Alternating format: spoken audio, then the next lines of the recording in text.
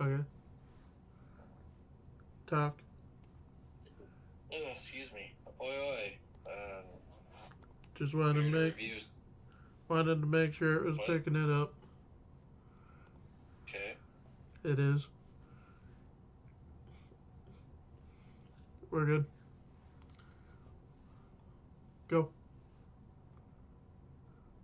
Oi, oi. Uh, Come inside the Derp Derp channel. We're gonna talk about this movie that we just saw called The Karate Kid. Legends. Legends. And beware, if you have not seen it, we will talk spoilers. Yeah, this is spoiler zone. So click off now, or else. Okay, cool. So this is a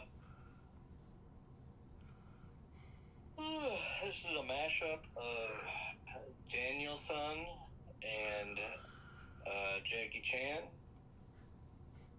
and they teach this kid how to fight karate in like 7 days, and basically it's about this kid living in Beijing, being taught by Jackie Chan. His mom is like, "Hey, we need to move to New York," and so they do that. And his mom doesn't want him to fight, but he's not fighting; he's just training. And then we learn, like, through the course of the movie that his brother died fighting, and so the mom doesn't want him to fight ever again. His brother So died after winning a tournament from his opponent getting revenge. with a knife, stabbed him in the face. No, it was the side, right underneath the Yep. ribs. Yep. And so that was like a year ago. And so he moves to New York, goes to his pizza shop, where the love interest is, and her dad. We learned that the dad Is owes it? money to a loan shark. And is also a retired, like popular boxer. Yep, he used to fight about over 15 years ago, and he retired the day that his daughter was born. And anyways, his daughter is a love interest, and they take it off, and they go by a dojo, like Domination Dojo or whatever, and the girl's ex is there, and during the movie, like, I saw this. He's obvious bad guy, but I've seen this kid somewhere, and it took me like halfway through the movie to realize where he's from. He was the main character in Into the Badlands, or I suppose not the main character, but the side, the assistant character, or whatever they call it. He's also in Ender's Game as one of the main characters. Bean. Bean. He was Bean? Yep. No fucking way. I'm looking it up right now. Shit. Okay. Well, he was Bean, and he was MK in Into the Borderlands, which is a great show, and they canceled it way too early. Anyways, he fights in that show too. So. Excuse me. Anyways, he. Someone mentions that the girl used to date the bad guy. I don't remember his name, Connor or something. Yeah, Connor. Connor. And what a name for a bad guy, by the way. You name your bad guy Connor. God damn it. Connor Day. Connor. You named your kid Connor. What's wrong with you? anyways, he's the bad guy, and he likes to kick things, and he notices that his ex is hanging out with this new guy, and he catches him on the train. He's like, "Oh, hey, I'm gonna sucker punch you," and he does that, and then they meet each other at school, and he's like, "Hey, you want to fight me? You want your revenge? We'll do it. I won't even use my hands." And puts his hand in his pocket, and he fights. I think his name is Lee. Yeah. He fights Lee, and Lee gets his ass kicked because he doesn't, not as well trained as Connor is, and he even uses his brother's special move, and he gets his ass beat with that move. How humiliating. So then he goes. There was something about a bike earlier that we forgot to mention, but they were on a date, or quote unquote Moped. date, It was a moped. and the moped breaks down, and he hops the fence, and he's like all pissed off that he got his ass beat and stuff like that. He's like, "All right, I'm gonna go fix this bike for fun." And these loan sharks. By the way, the owner of the gym of where the bad guy is, he's also the loan shark. So he's, it's a double dipping kind of thing. And he sends these guys to go beat up the girl's dad, and he just happens to be there at the right time. And they sucker punch him, and he fights off these three guys. And the dad is like, "Hey, I'm gonna be fighting pretty soon. You can teach me your whatever style." And he can't. He's like, "I can't do that. I promise not to fight." Goes back home, calls Jackie Chan, and he's like, "Hey, should I teach this guy?" He's like, "Yes, teach him." And so they start training, and you get to see some of the different moves. And then it goes to the boxing match later on after they're fighting or they're training and stuff. And the guy is ready. He's like, "I'm ready to fight. I'm ready to do this." And we can see the loan shark guy saying like, "Oh yeah, I bet against you. You're gonna lose, bruh." And during the middle of the fight, after the opponent is getting his ass beat, he is told to use his elbow, which you're not supposed to use in a boxing match. And he beat him. What I don't get is that he beat him with his elbow twice, and yet he didn't get disqualified. Like, what the hell is wrong with you, ref? The ref. You told him at the beginning of the fight, no elbows. The ref tried to disqualify him. He got punched. Remember, the ref got punched. Well, if he punches the ref, then it's automatically disqualification too. Like, what the fuck? That could have happened. They were just more focused on the dad who had to go to the hospital. That's my. Okay, yes, they understand that's what happened, but how terrible job reffing are these guys reffing? Like, there's one ref. Awesome, you got punched by one of the guys. Wow, automatically disqualified. Don't have him win. I mean, because they go to the hospital and the dad's like, "Oh yeah, I lost." No, you didn't. You didn't lose. The guy cheated, and you should have automatically won. Therefore, winning the money. Blah blah blah. But anyways, it was obvious that he was going to lose. Otherwise, we wouldn't have this fight in the end. So Jackie Chan, after this happens, the main character Lee gets a flashback of his brother going to the hospital, and he doesn't go into the hospital after this guy's been teaching for like a month or whatever.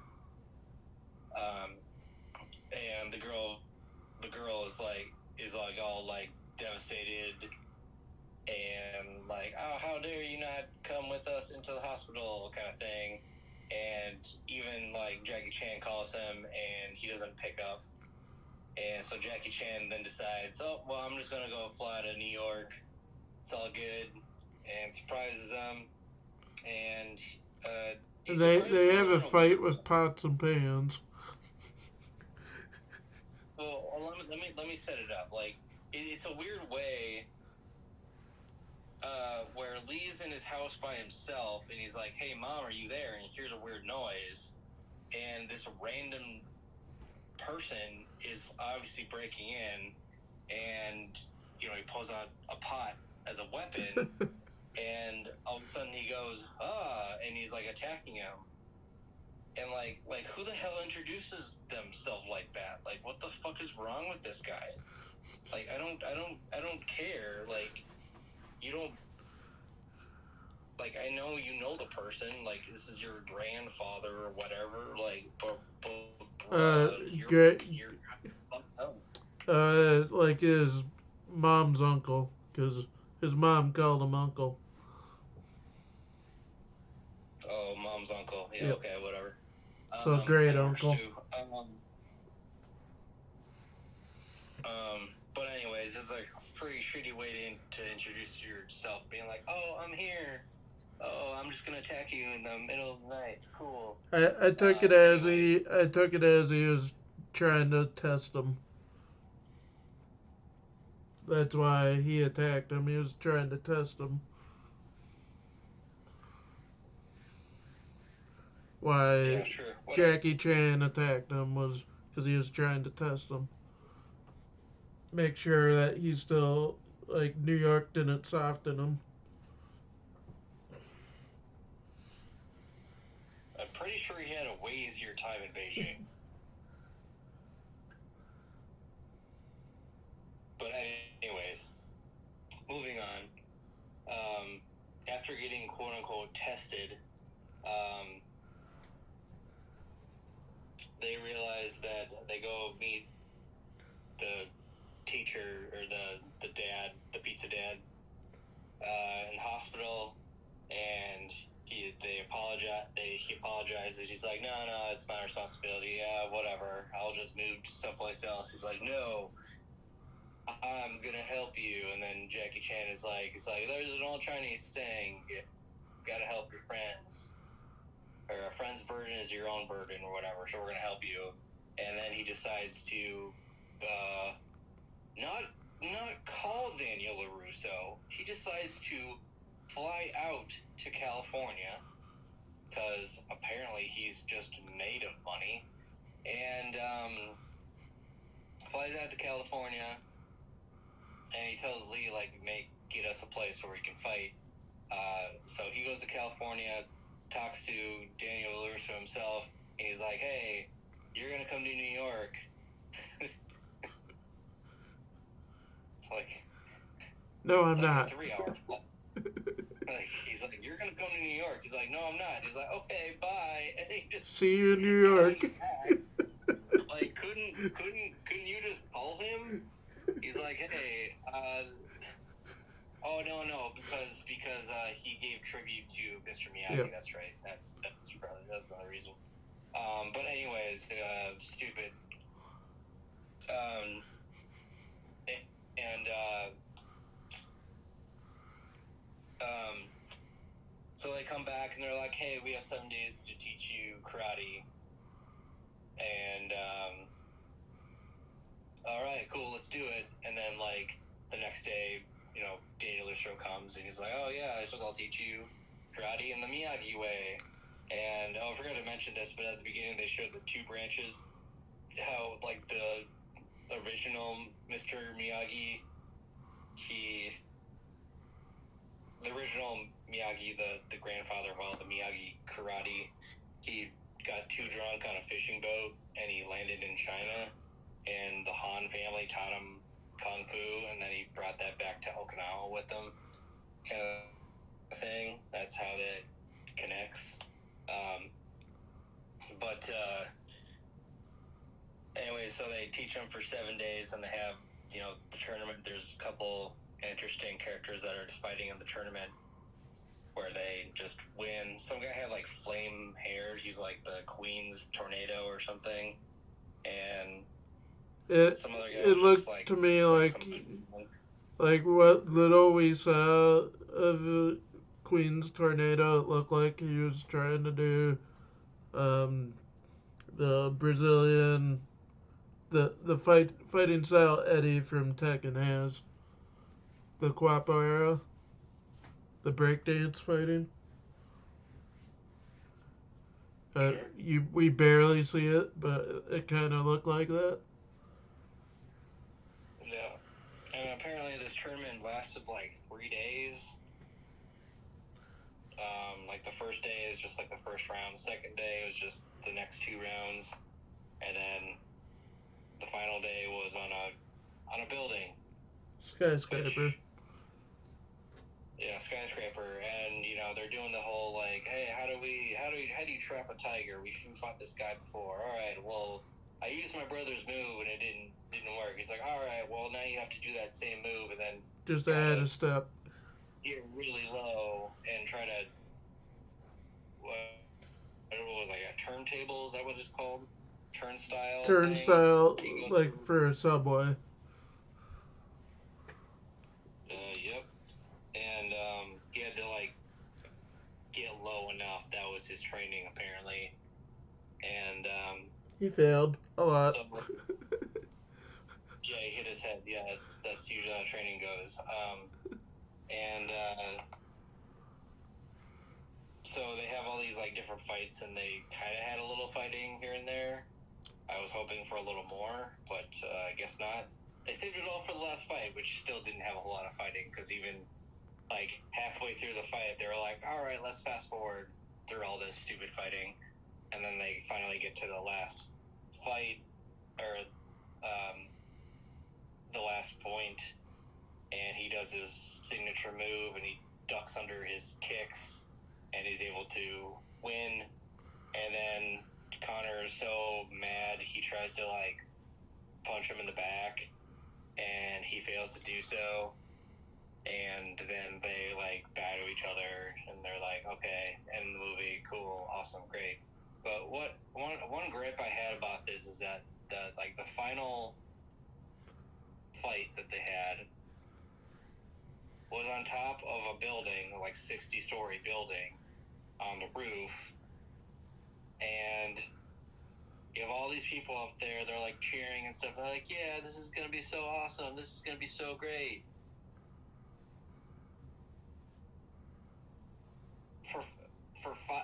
For a 5-minute fight, they had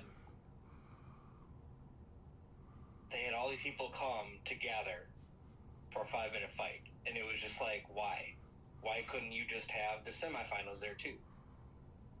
Like you could it would be way more entertaining, Mm-hmm. But anyway, that was a movie. And the final scene is actually their Lee is now working for the pizza shop. He gives a pizza to the dad to deliver. To where? California.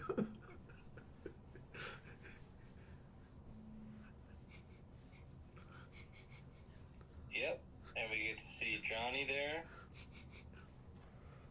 and he wants to start his own pizza shop. Called Miyagi Do.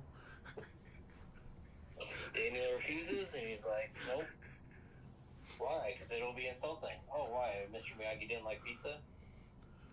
Just like with the whole Jackie Chan convincing Daniel to go to New York, it will probably be a thing if they ever do a sequel.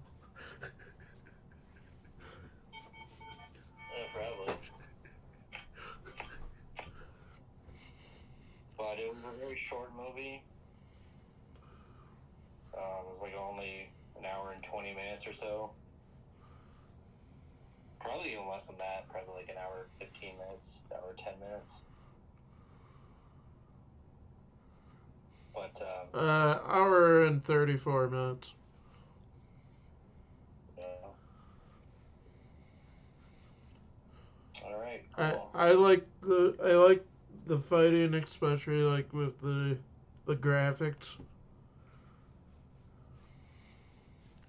Cause like Yeah, it kind of made it easier to see like what's happening. I can understand that, but at the same time, it felt like you're watching Scott Pilgrim versus the World or whatever that movie was.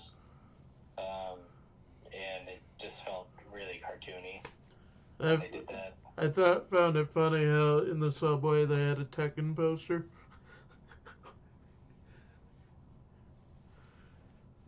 Mhm. And Jackie Chan probably made the movie for me because I like anything he's in.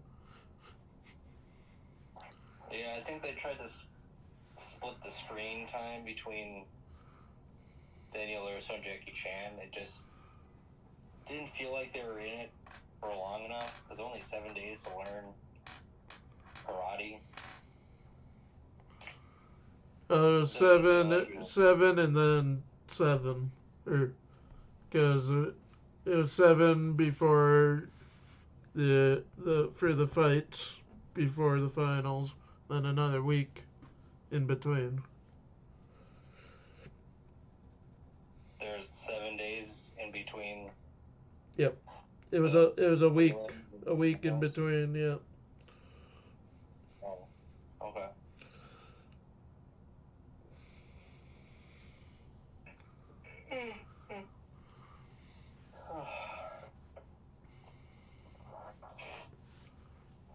Alright, cool. Will it be something I want to watch again? No. It's one of those, watch it once and you're fine. There's no, like, hidden meanings or anything. So.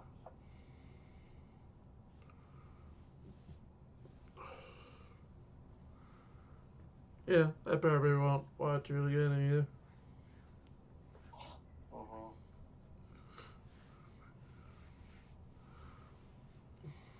A lot of things are repeated. So. But what was different was Lee teaching the Pizza Dad, how to fight, how to do kung fu and stuff. That was pretty much the only difference. Otherwise, it's the same. So.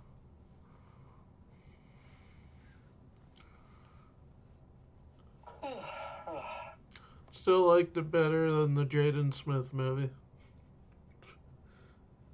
I couldn't even sit through all of the Jaden Smith movie. I didn't mind the Jaden Smith movie.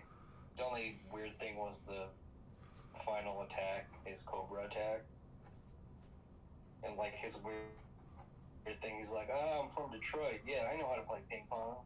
Yeah, I'm better than you." It's like, bro, nobody gives a shit about you.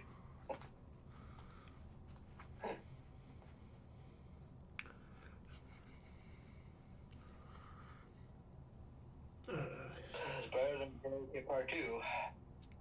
I've But only ever seen the first Karate Kid. oh, the third one is really like, it's really cartoony. Or not cartoony, like, it's more silly because they have the bad guy from the first one and like a new bad guy who wants to like dump toxic waste everywhere.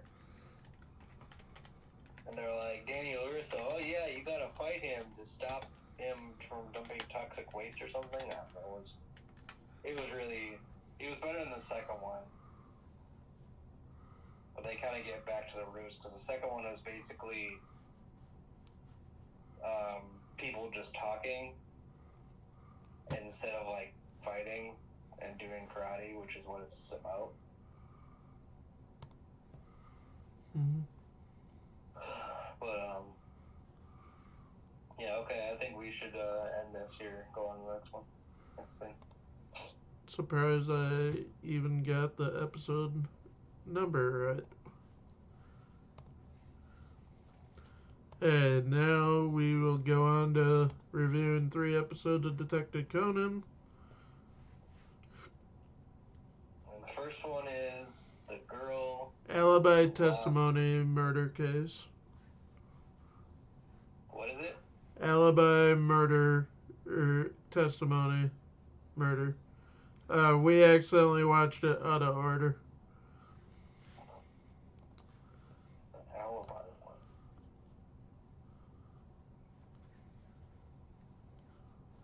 I don't remember that one. We'll start it off. I almost mentioned one that I just watched today, but it's the one with the lawyer. He uh, who stays in a hotel, and his wife gets murdered. Oh, right. Yeah, so that one basically, as he said, he hires Ron's dad to investigate his wife for having an affair. But they talk for about an hour during that. During that time, his wife gets murdered, so he has an alibi. And it turns out that his wife was actually in the room next door, and he went next door and then murdered his wife, put her in a laundry bag, and sent her and brought her back home, where he left also a fake note to bring the person who was having an affair with her by the apartment to make it look like he did it. And then he got caught because of two things: a staple, which had to do with the laundry, and an alarm, a unique alarm that went off at the time that she called and asked for it.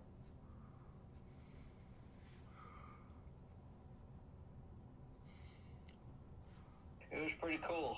It was like, oh yeah, you know the lawyer did it, but it's like, how did he do it? Kind of thing. Yeah, there's a lot of those where it basically tells you right away who did it, Yeah. but then it's more just figuring out how and why. Because some of them can be pretty obvious. Like this one.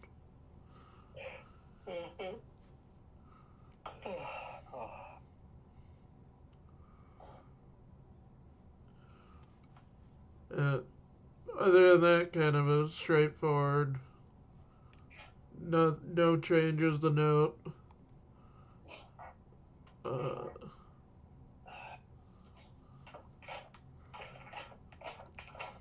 no new characters.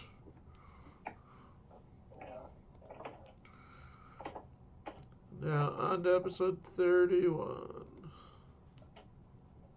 Episode 31, which we watched this one first because I was just scrolling trying to find a different episode to see how far away we were, and I accidentally clicked on the wrong one. But the TV station murder case.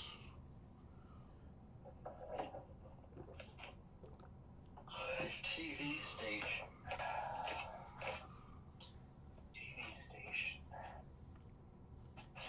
Start this one off too, because I don't remember. Why don't the hell I remember it? TV station.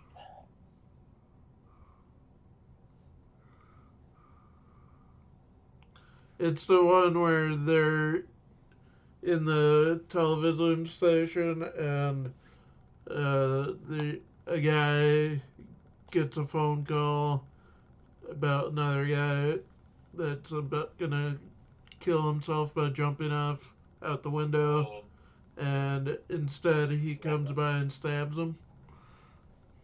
That's right. Or shoots him. This is the one. This is one where they show us who the murderer is right away. Because he's like sweaty and stuff. He's like, my stomach is like hurting me. I've gotta go to the bathroom, and he goes up and murders the guy, and then comes back. Because that's what his alibi was. He was on air. But it was like a really weird one. because he was like basically what it was is he was a couple floors above, and as the guy looked out the window to try to see if he was like jumping or whatever, he wanted to yell up to him. He got shot, and then he moved back into the room, and he also dropped the gun down onto him as well. So, yeah. And his reason for murdering him was because he had started this TV channel with the guy, and he was going to be let go as the host, and he was a host for a long time.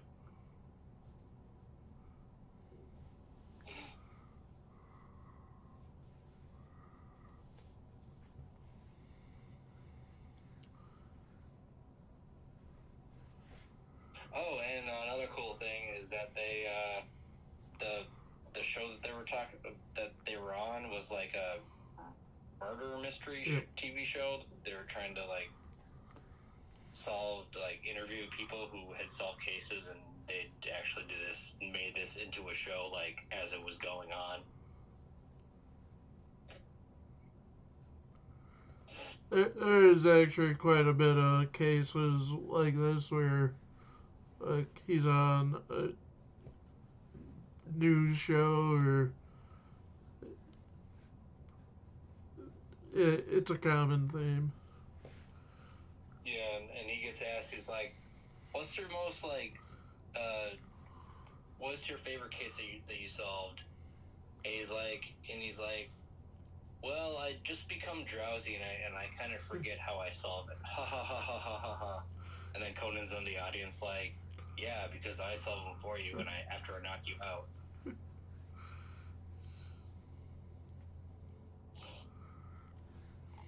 All right, next one.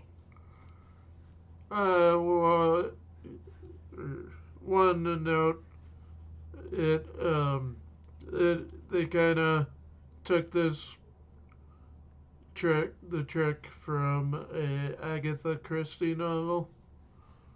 I haven't read any of them, but I'm just looking at the trivia.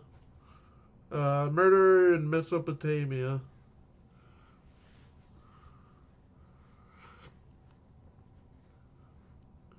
And the last one for the week,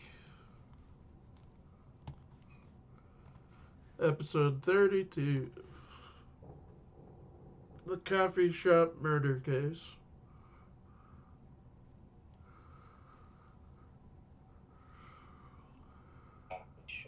Oh, this one.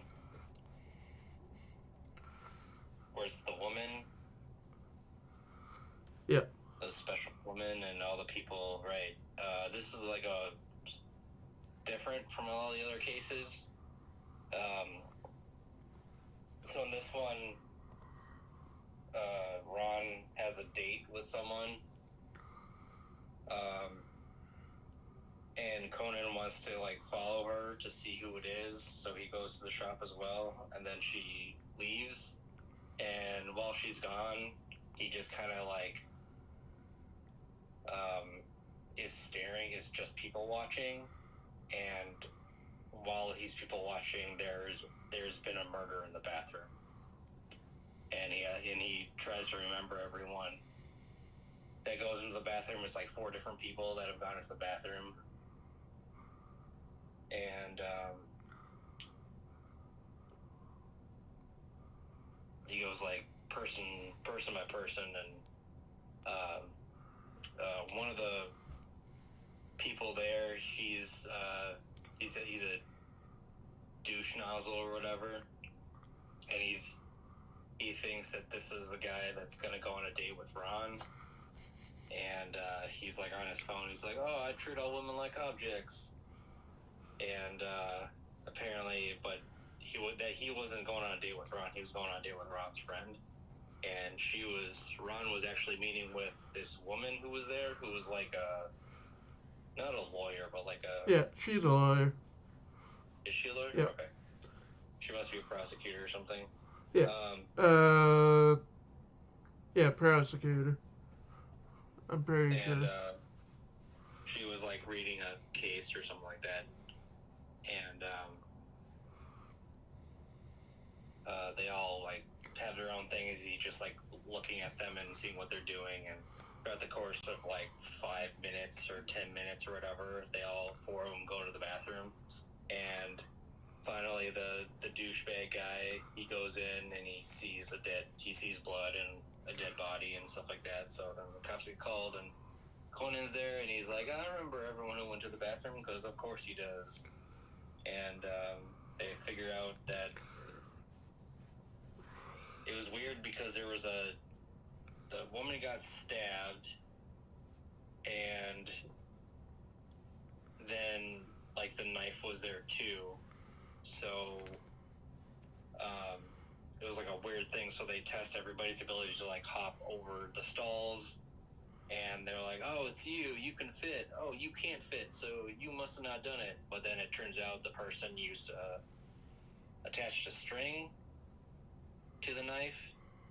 And then after the person was stabbed, the string was pulled up. The knife came out. And they had the string. And it was this one guy who was like, oh, he comes into the store. He's like, oh, yeah, my ring finger was hurt, and he wrapped it up in some kind of tape, and then later on it's not on his ring finger but on his middle finger, and that was the guy who killed her. So that one I like that one because it was different. It was just like people walking into a house and like it has to be someone here, and they figure out who it is, and apparently Ron was meeting this lawyer prosecutor person. Because it is her mom. Oh, right. Her mom. Eri Kizuki. She is a reoccurring character. Okay, then. And as soon as I saw her, I remembered the case. Mm-hmm. And who she was. Because she appears a lot more in later episodes. Alright, cool. That was our reaction to those episodes. If you have any questions or comments, leave them down below. If you like to leave a like or whatever.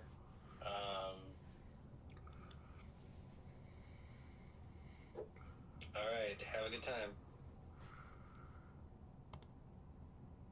Tomorrow we will do our One Piece and podcast.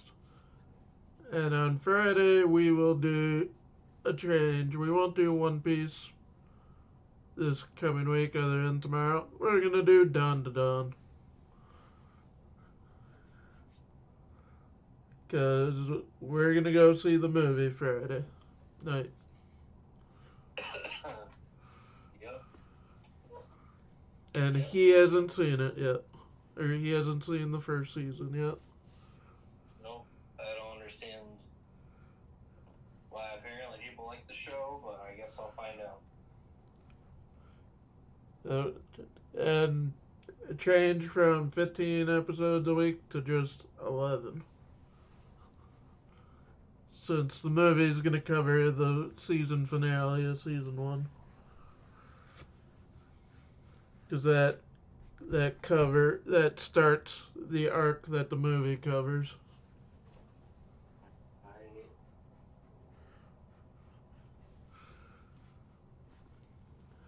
Alright, cool. Well, thanks for watching. Join us tomorrow. Earlier tomorrow, hopefully.